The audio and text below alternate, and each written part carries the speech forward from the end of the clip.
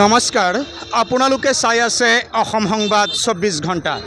আজি আমি অসম সংবাদ 24 ঘণ্টায় আহি উপস্থিত হৈছোঁ শহীদ নগৰী ঢেকিয়াজুলিত আৰু আমি শহীদ নগৰী ঢেকিয়াজুলিৰ পৰিৱেশ দেখুৱাই আছোঁ যেহেতু আজি কাতি বিহু অৰ্থাৎ ধনতেৰছ আৰু কাতি বিহু আৰু ধনতেৰছ উপলক্ষে আজি শহীদ নগৰী ঢেকিয়াজুলিত লোকে লোকাৰণ্য হৈ পৰিছে কিয়নো এই কাতি বিহু অৰ্থাৎ আজিৰ এই ধনতেৰছৰ দিনটোতে সকলোৱে ঝাৰুৰ লগতে বিভিন্ন বস্তুসমূহ ক্ৰয় কৰিবলৈ আহিছে।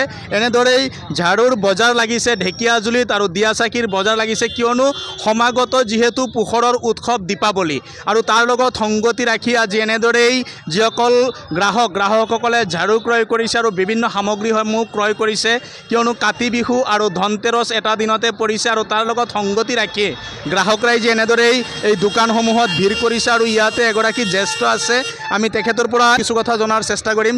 দেখা গৈছে আজি কাতি বিহু লগেদি ধনতেৰছ আৰু এই ধনতেৰছৰ এক লোকবিশ্বাস অনুসৰি আজিৰ দিনটোত ঝাৰুৰ লগতে বিভিন্ন বয় বস্তু ক্ৰয় কৰিলে হেনো মা লক্ষ্মীৰ আগমন ঘটে ঘৰত আৰু আপুনিও আহিছে বজাৰত, কি ক'ব আজি দিনটোত? আজি ধনতেৰছ এই বিভিন্ন সামগ্ৰী ক্ৰয় কৰিবৰ কাৰণে মই ইয়ালৈ আহিছোঁ আৰু বজাৰত আহি দেখিছোঁ যে হিন্দু ধৰ্মাৱলম্বী মাত্ৰ মানুহ নহয়, বিভিন্ন ধৰ্মৰ জাতি উপজাতি মানুহ আহি পেলাই ইয়াত কি কৰিছে বিভিন্নজনে সেই লোকবিশ্বাস মতেই ঝাৰু ক্ৰয় কৰা পৰিলক্ষিত হৈছে। ঝাৰুৰ বিপণীসমূহত ঢেৰ মানুহৰ সমাগম দেখা গৈছে। গতিকে শহীদ নগৰী ঢেকিয়াজুলিয়ে নহওক আমাৰ সমন্বয় ক্ষেত্ৰ এইখন ঢেকিয়াজুলি, গতিকে বিভিন্ন জাতি উপজাতি বিভিন্ন ধৰ্মৰ মানুহে বয় বস্তুখিনি সংগ্ৰহ কৰিছে।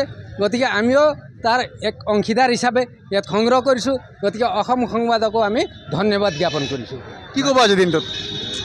আজি ধনতেৰছৰ দিন আজি আমাৰ হিন্দু ধৰ্মৰ পৰম্পৰা মতে আজি যদি আমি ঝাড়ু ক্ৰয় কৰোঁ তেতিয়াহ'লে আমাৰ ঘৰত বোলে লক্ষ্মী প্ৰৱেশ হয়, লক্ষ্মীৰ আগমন হয় বুলি এটা লোকবিশ্বাস আছে। সেই হিচাপে আমি আজি এই ঝাড়ু ক্ৰয় কৰিছোঁ। হয়, ইতিমধ্যে শুনিলে বিভিন্নজনে আহিছে, আহি পেলাই ইয়াত ঝাৰু ক্ৰয় কৰিছে আৰু তেখেতলোকে মা লক্ষ্মীক আদৰণি জনাইছে আৰু এনেদৰেই এতিয়া ঝাৰুৰ দোকানসমূহত গ্ৰাহকৰ ভিৰ লাগিছে। আমি দেখুৱাই আছোঁ সামগ্ৰিক পৰিৱেশ কিয়নো আজিৰ দিনটোতে যি অসমীয়াৰ অতিকে প্ৰিয় বা অতিকে চেনেহৰ কাতি বিহু আৰু তাৰ লগেদি আজি ধনতেৰছ আৰু এই অনুষ্ঠান দুটাৰ কাৰণে আজি এনেদৰেই গ্ৰাহকৰ সমাগম দেখিবলৈ পোৱা গৈছে শহীদ নগৰী ঢেকিয়াজুলিত আৰু সকলোৱে আহিছে, আহি পেলাই এনেদৰে ঝাৰু ক্ৰয় কৰিছে আৰু বিভিন্ন সামগ্ৰীসমূহ ক্ৰয় কৰিছে।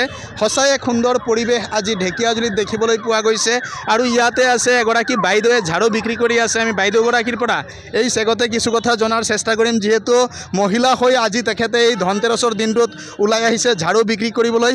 বাইদেউ কি ক'ব আজিৰ দিনটোত? আজিৰ দিনটো মোৰ বহুত ভাল লাগিছে, ঝাৰু বিক্ৰী কৰি আছোঁ। গ্ৰাহকৰ ভিৰ কেনেকুৱা? আছে, বেছি ভিৰ আছে, হ'লেও ৰাতিপুৱা আৰু আছিলে, এতিয়া কমে আছে। হয়, ইতিমধ্যে শুনিলে বাইদেউগৰাকীয়ে জনাইছে পুৱাৰ ভাগত যথেষ্ট গ্ৰাহকৰ সমাগম আছিলে আৰু এতিয়া কিছু গ্ৰাহকৰ সমাগম কমিছে যদিও আজি কাতি বিহু অৰ্থাৎ এই ধনতেৰছৰ দিনটোতে এই দোকানসমূহত এনেদৰেই ভিৰ লাগিছে, এই ঝাৰুৰ বিপণীসমূহত ভিৰ লাগিছে গ্ৰাহকৰ।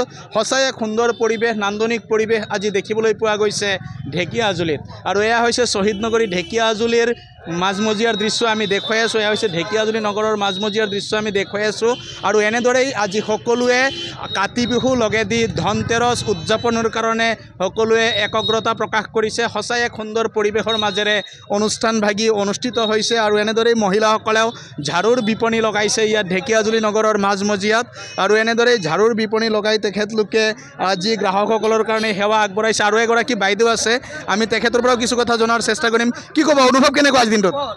ভাল লাগি আছে, মানে ভাল লাগি আছে। গ্ৰাহক আহিছেনে?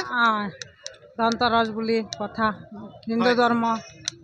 ইতিমধ্যে শুনিলে ধনতেৰছ যিহেতু হিন্দু ধৰ্মৰ এটা লোকবিশ্বাস আছে আৰু তাৰ কাৰণে এতিয়া গ্ৰাহকৰ ভিৰ লাগিছে ঝাৰুৰ দোকানত আৰু আমি দেখুৱালোঁ সামগ্ৰিক পৰিৱেশ শহীদ নগৰী ঢেকিয়াজুলিৰ পৰা আৰু সকলোৱে অসম সংবাদ 24 ঘণ্টা চাই থকাৰ কাৰণে মই প্ৰশান্ত বৈশ্যই শহীদ নগৰী ঢেকিয়াজুলিৰ পৰাই সকলোলৈ ধন্যবাদ জ্ঞাপন কৰিছোঁ।